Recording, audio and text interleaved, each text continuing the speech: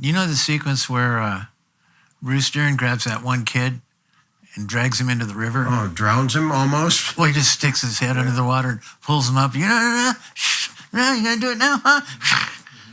That was not scripted. You know, and I think he drug that knife across his throat without telling him too. Yeah. And Nick Bovey is a wonderful actor, but you know, this is sort of like Bruce's stance. You know, we're going to make this real because that's what people want to see. Yeah.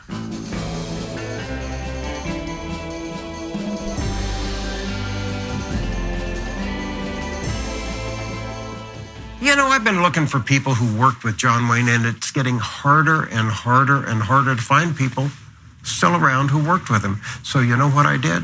I found a couple of young kids, and they're joining me today from the Cowboys. It's A. Martinez and Robert Carradine. Hi, guys. Cimarron. Hello, and Rob. Slim. Every May, we try to honor Duke because it's his birth month. It's amazing that he's still at the top of most polls of the most popular and biggest movie star in the world. When you guys worked with him, could you feel that energy? Could you feel that presence? Oh, yeah. Yeah, I mean, beginning with his physical presence. Mm-hmm. I mean, he was 6'5", I don't know, 270. Yeah. I mean, he was really a big guy. And I remember the first time we met him, we'd been on location for 2, 3, 4 days, something like that. And the director said, "Okay, boys, it's time to meet the Duke."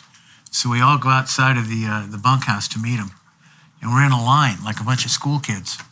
And I had this attitude because I'd been living with my brother David, you know, the guy on the cover of People magazine that did 500 acid trips, kind of the opposite of Duke.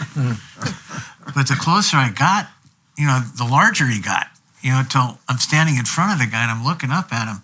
And I went to say, "How do you do, Mr. Wayne?" And I couldn't find my voice.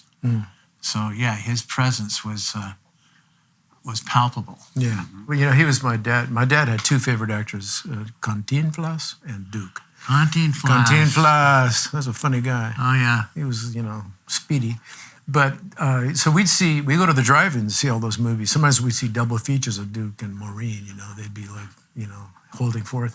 And of course, my parents got wise to us always falling asleep or pretending to fall asleep as we go home. So they started making us wear our pajamas to the drive-in.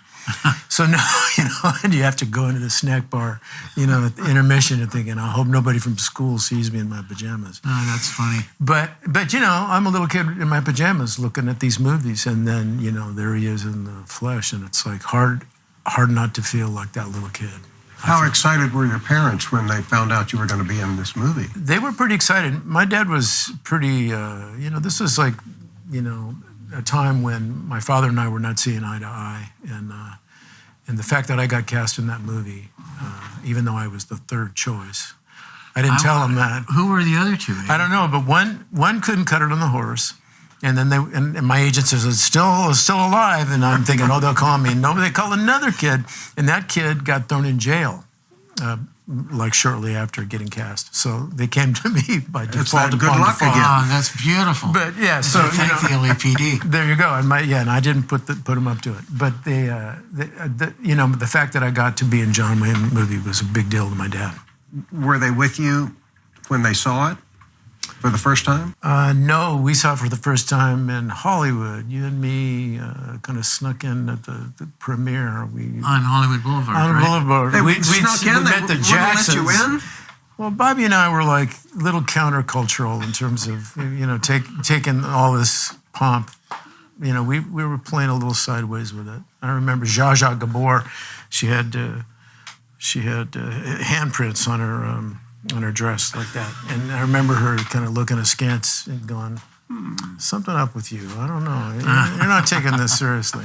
Yeah, we saw it together in Hollywood the first time. Yeah. Yeah, they shut down Hollywood Boulevard. I think it was El Capitan. And the red carpet, the whole deal. Yeah, it was cool. What a thrill, though. What is it about him that you think makes him still so popular?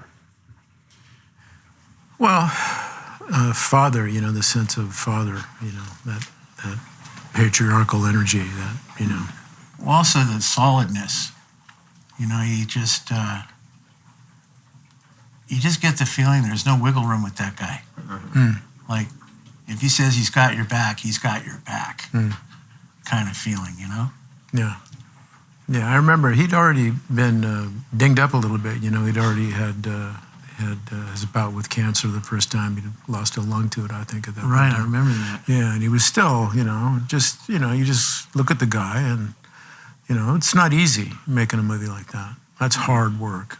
And he was the icon. Well, you mentioned that a couple of the guys who wanted to play Cimarron, one couldn't ride. Where did you learn to ride?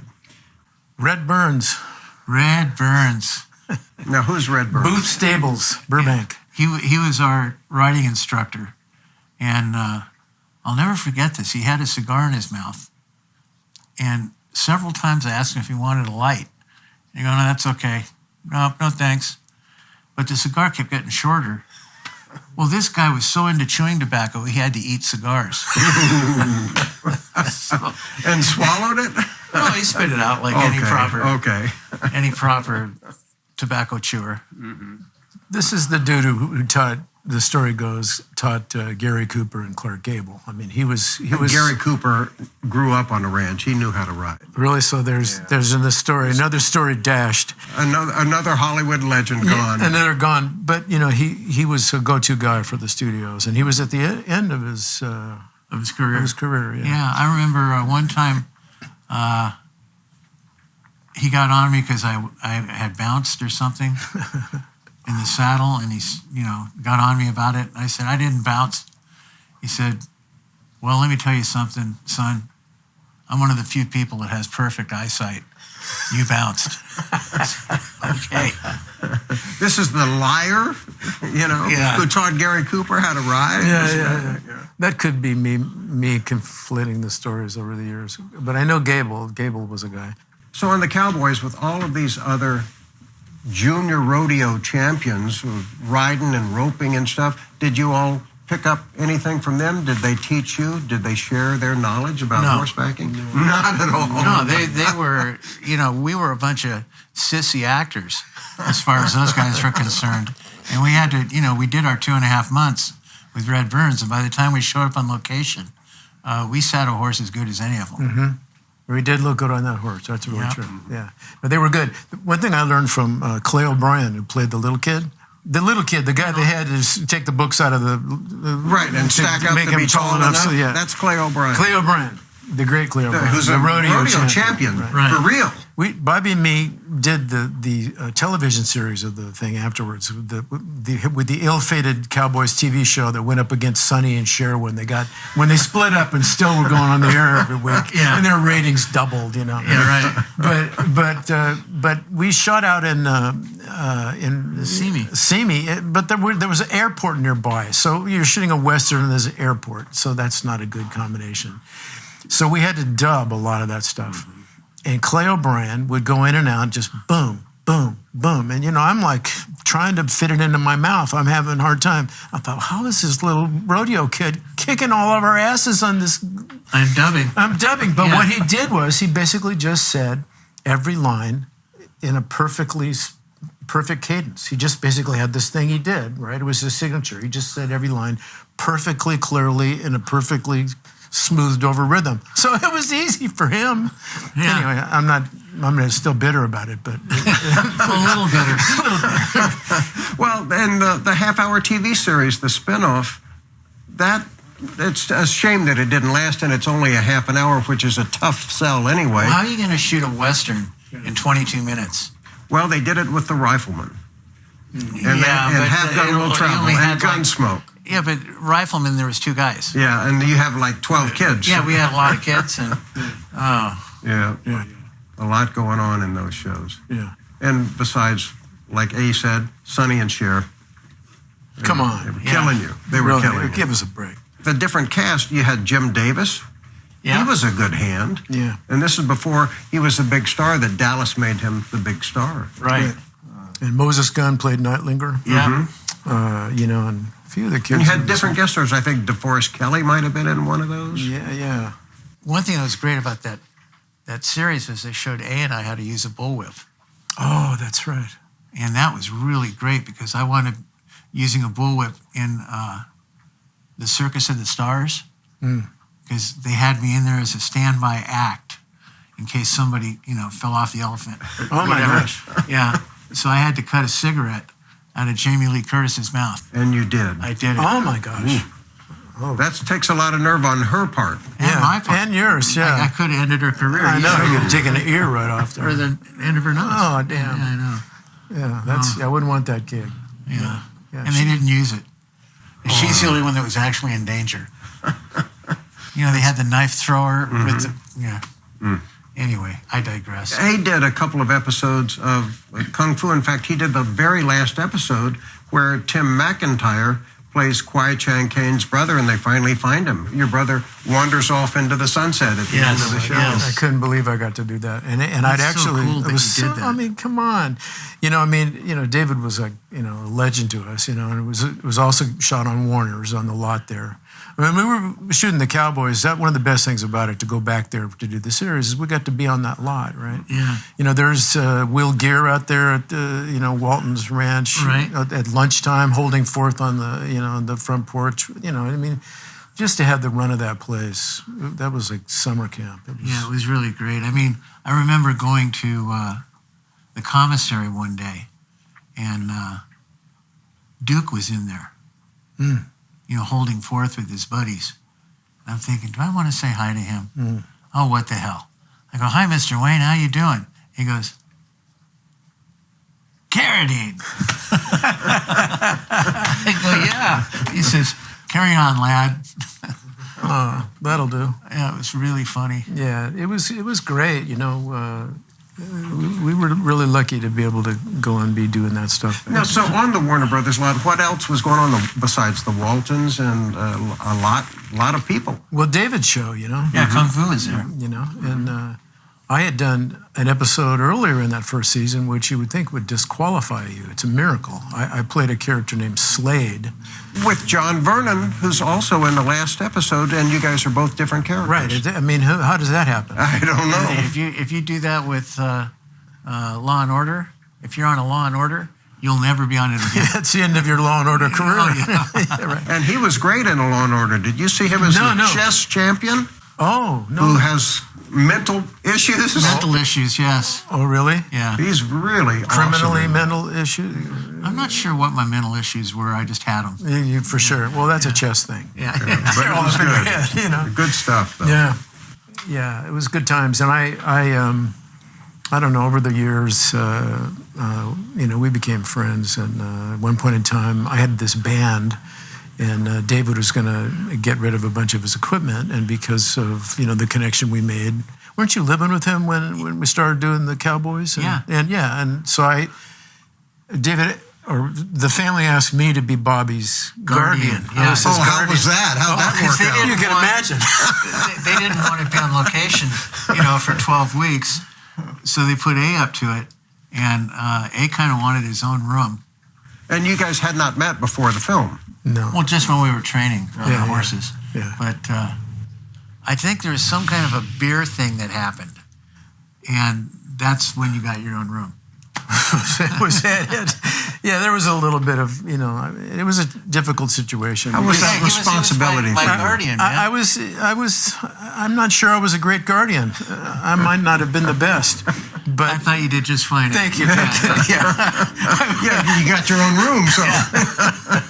He just had to get me drunk and sick Yeah, I to think pull that off. I'm not sure if that maybe was you getting me drunk and sick, but who, at this point in time, who can remember? So all the other young cowboys, the actors who were with you guys, were they all bunking together? I don't know, were they two up? I think we probably had two up back in the day. Or were they I'm not sure. with their parents in the room? Oh, yeah. A lot of them had their parents around. Right, because they had to have their guardians on set. Yeah. Poor kids. And they had to go to school too, probably. Yeah. Was it shot in the summer though? April, May, June-ish? Yeah, because I remember looking at the trees across the gorge in Durango, and there were three distinct shades of green that were like literally vibrating. They were so fresh. Oh, that sounds like June. Yeah. Yeah. And Pagosa Springs, too, you all Yeah. shot there, too. That is a gorgeous part of the state. Yeah. It really is. Yeah. So beautiful. The affinity with Westerns, this was your first film. This was one of your early films. It was a massive hit. John Wayne, the reviews were great, and they just keep getting better. Yeah. And the film's 50th anniversary is this year. It's hard to believe that it's been 50 years since that film. 1972 really was a good year for Westerns. Culpeper Cattle Company was that year also.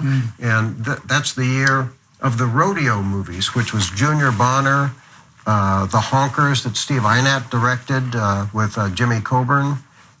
That was a solid year for Westerns, but then it seemed like there was a dearth of good Westerns after that. I think this is... Well, I think because, they're expensive to make, and they weren't bringing back a great return. It was the era that we were in. I think the movie going public, they weren't into Westerns as much as they used to be. I think now, with Taylor Sheridan in 1883, there is a younger audience watching Yellowstone in 1883, and I'm shocked at how many Westerns, new Westerns that I'm seeing. Most of them aren't very good because people don't know how to make them.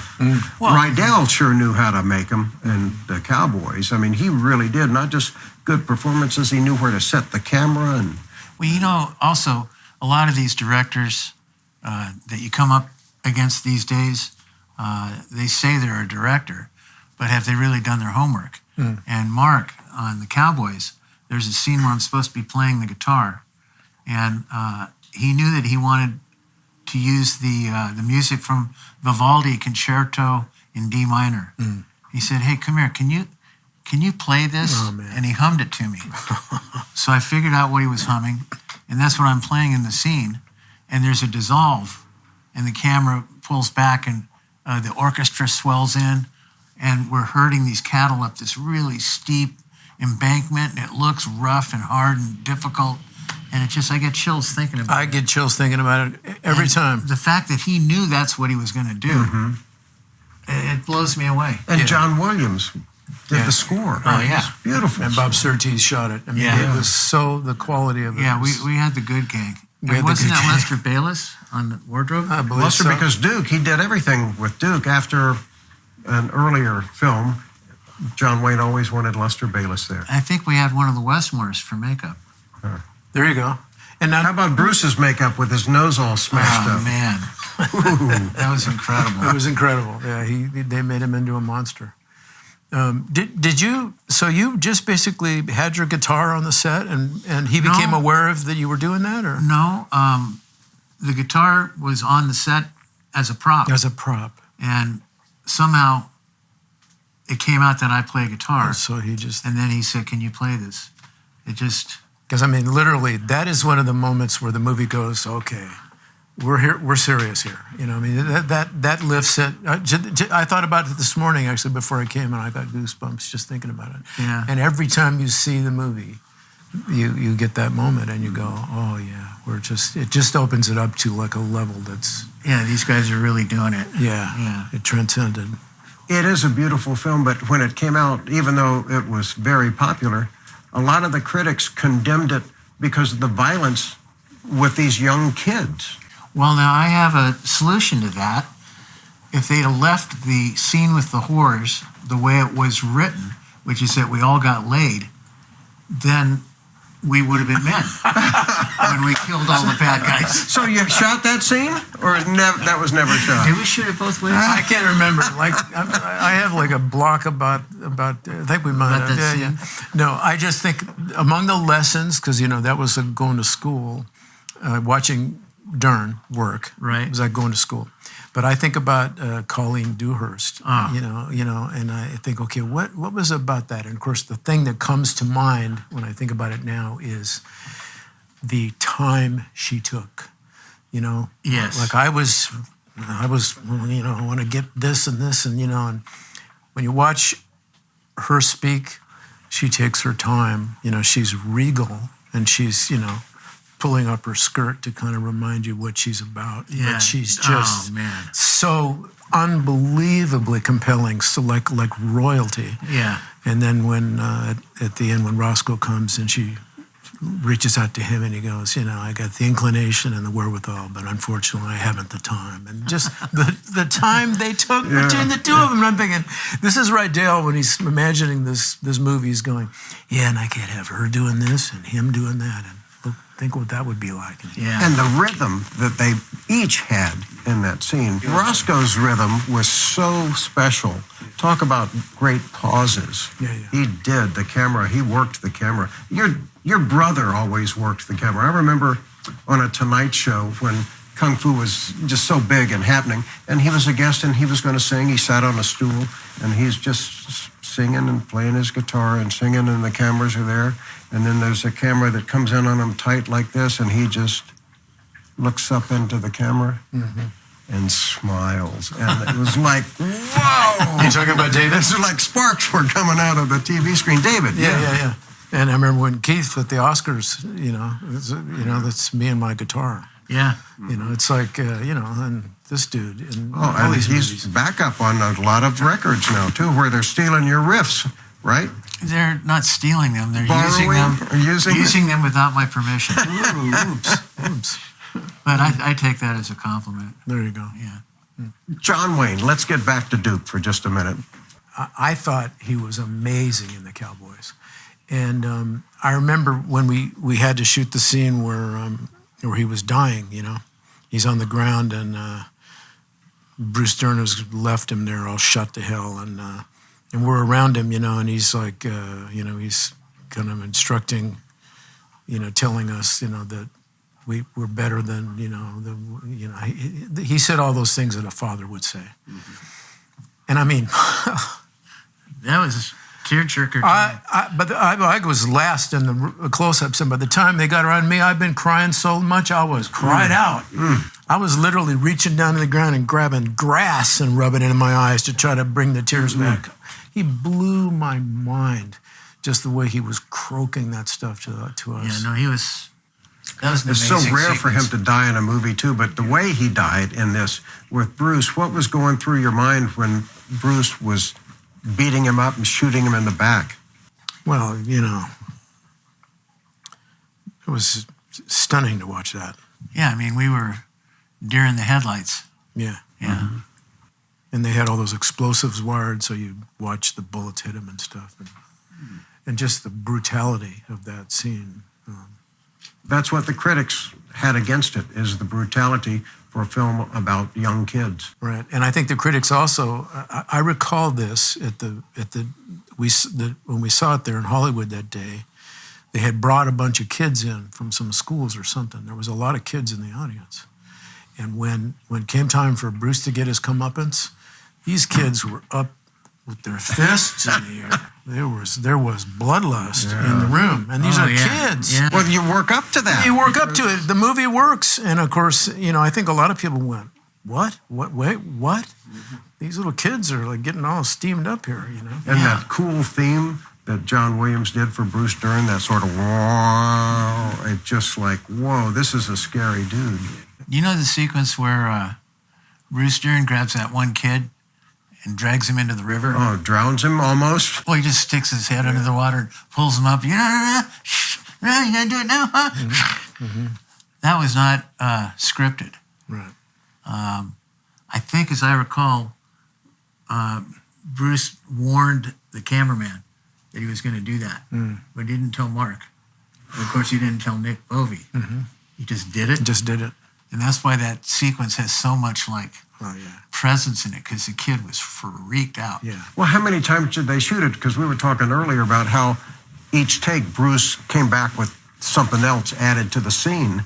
Well, he only did that one time, I would hope, with the kid. Well, because they didn't want to do a wardrobe change. So I think it was a oneer. They might have had two cameras on it. Yeah. But I mean, and I think he drug that knife across his throat without telling him too. Yeah. And Nick Bovey is a wonderful actor, but this is sort of like Bruce's stance. We're going to make this real because that's what people want to see. Yeah, exactly. When was the last time you two saw each other? Well, we were trying to figure that out. Yeah. And you think it's when I had my motorhome, right? Yeah, I think so. I think we had lunch at some Italian joint up in the hill somewhere. It's starting to blur together, man. Yeah, man. This would be, because I know when I had the motorhome, so it would have been like circa 98, maybe. Really? 97, 98, yeah. When did we do Martian Law? When was that? That was around then. Around then. Yeah. That's where I remember we reconnected. Yeah. Yeah, we did a pilot for UPN, was it? I don't know who it was What for. the hell it was for. But And where did we shoot that? Was that Arizona, New Mexico, Utah? Where I think it was that? Utah, because I remember the Red Rock. The Red Rock. Right. Yeah. Mars. Yeah, Mars. Yeah, we had to have the Red Rock. What film was this? Martian Law. It was a pilot. Martian. Yeah. Not Martian martial law. Martian. No. It was on Mars. It was on. Who were the Martians? We were Oh, no. colonizing Mars. It was a Martian colony. This is way before the Matt Damon movie. Yeah. Yeah, okay. Yeah. You had sunscreen SPF 85 or something like that. Yeah, it was unbelievable out there. Yeah. David was in it too. And me and David and Bobby were all in it. And I always remember this. One of the, talk about actors like seizing material. I was playing Marshall Dillon on Mars, basically. And I had my desk, and there's nothing organic on it, right? It's all synthetic materials, but one book. And David comes in. I think he's a bounty hunter. Was he a bounty hunter or something? Yeah, whatever. Yeah. Anyway, he's like a guy I don't barely know. And we're talking, and during the scene, he didn't drop the scene, but he just looked at the book, and while we're talking, he picks up the book, and he opens the book, and it's paper, of course, which is shocking, and he smells it, and then he opens his mouth, and he licks the book during the scene. And of course, I'm looking at this, and I'm just, I'm talking, and I'm still talking, and thinking, that's the most amazing thing I've ever seen. Really? Because that's Really? what you would do if you were not circumscribed by manners. Right. Right. Yeah. So these little tidbits like this that you've picked up on from other actors, do you embrace that when it comes to scenes that you're working on? Well, I did this AFI film quite some time ago. And when you do an AFI film, you donate your time. And then if it's ever released, they pay you your union salary. And I'll never forget this. One of the guys in the film was Michael Conrad, very well-known actor. And we go to do a run-through, and he knows it all cold. And I'm coming from the school of you learn it the night before, because sure enough, they're going to change it, so you don't want to know it really good. Anyway, he learns the whole script before he starts the movie. So that was a tidbit I picked up. Well, so have you followed through with that? No, I've not. Yeah, it's I basically I feel guilty sometimes about the liberties that I've taken. Because I write too, and when you write and you go on a set and then people like disdain what you wrote, it's like, God, you have no idea how hard I worked on that. To come up with those words. Those words were precisely chosen, you ingrate. Yeah. But, sometimes I just feel sometimes, with me, I was doing Santa Barbara, doing this daytime show where there's 25 people writing it. You're playing the same guy, and you have to start to seize, there'll be one show where you think like this and you talk like this, and then literally within the same week you're turning into someone Because else. it's somebody else's But you can't, script. right? You can't explain that to the audience. You got to protect your character from that. So that's how you learn to do that. But I so love. In fact, I just got a job because I learned the words letter perfect, because they wouldn't give me a script. They don't want a script because we don't want to have the actors giving away what's going on in the world. Right. So, here's the 3 pages. So you learn this and figure it out from that. So I did. But the language was so beautiful. It was so gorgeously rhythmic and alliterative and beautiful. And I learned it word for word, and I said it. And they gave me the job. And basically, the only thing I was going on was whoever wrote that script and the language they produced. That's all it was, right? But sometimes it's just like you look at something and I don't know how to fit this into my mouth and or brain at this point in my life. So I got to sort of take liberties with it. It's nice when you find that part that's perfect, like on Longmire. Yeah. You know, are they making new ones? No, but somebody just bought the sets. Uh-huh. Somebody just spent some serious money to buy all the sets. So it's got to mean something good. Yeah, man. That's So good. Right? the location, where is the town in New Mexico that you all used as the Wyoming town? Well, we shot all over the state. That's one of the reasons it was so heroic. You know, we were shooting. It was on A&E at the beginning, so you're shooting 44 minutes, and then Netflix took it over, and now you're shooting an hour and something in the same 7 days. And I'll tell you, man, it kicked people's butts. I recurred, so I'd go and I'd come back and I'd go, and as you came back over the course of the year, you'd see the people just get exhausted. More and more trash. More and more trash. Just people just like, staggering to the finish line. We traveled all over the place, all the way up to 11,000 feet above, where they Los Alamos to shoot Walt's front yard. That's how high that is? 11,000? 11,000 feet. It's like the mouth of a volcano. Wow. And then we'd shoot just all over the place, so you're just running around constantly. But the studio was in Santa Fe. It's the studio that's got Greer Garson's name on it. And there were 2 sound stages, and we took over one of those sound stages. So when it left to go to Netflix, did the budget increase because there was more footage you needed to shoot too? No. Hence, still, here's 7 days, And, but, we were giddy with delight because, the minute you get to go to the streamer, now you're shooting movies. There's nothing is built in where you have to build to the commercial. Right, and then come out of the commercial. Come out, right, yeah. and reestablish. There was none of that. And of course, you no longer have to dwell in exposition very much. It's like understood that people are going to watch these. Or you can't stop. It's just like the next one's coming in 3 seconds. Right. You go, I'll watch a little bit of it, and then all of a sudden you've watched another whole episode. I know, and you get habituated. I noticed when I actually, started a show like when Ozark came out, I think Ozark dropped once a week for a while, I think it was hard to remember, especially the way we live now. What was that a week ago? What was that? It just... Well, that's why I like when it rolls into the next thing, like you just said. That, if it's been a while, like a few days, they have the recap. Right. Yeah. And if you're binging, then you just skip the recap. Well, it's so wonderful to see both of you guys together again, and I wish we could all be with those other cowboys. I just had a great time listening to your stories, and it's just a thrill for me. Great talking to you, Rob. Thanks for doing this, man. Thank you.